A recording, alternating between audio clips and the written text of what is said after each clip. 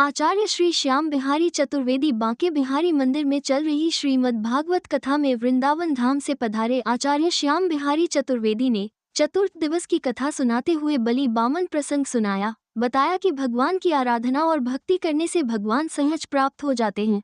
भक्त बलि दरवाजे पर भिखारी बनकर भी आ जाते हैं।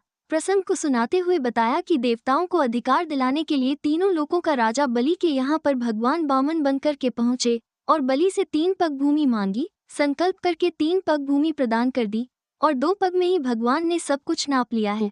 तीसरा पैर उनके सिर पर रखा। भगवान भक्त के बस में होते हैं।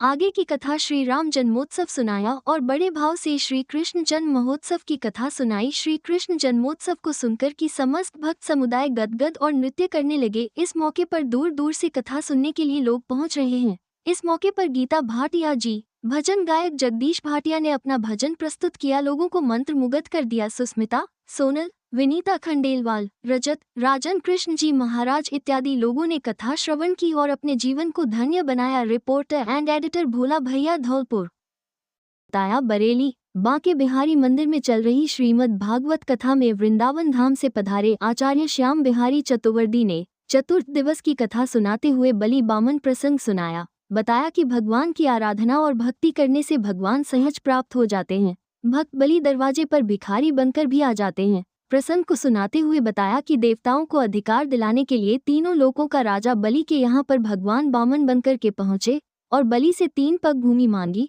संकल्प करके 3 पग भूमि प्रदान कर दी और 2 पग में ही भगवान ने सब कुछ नाप लिया है।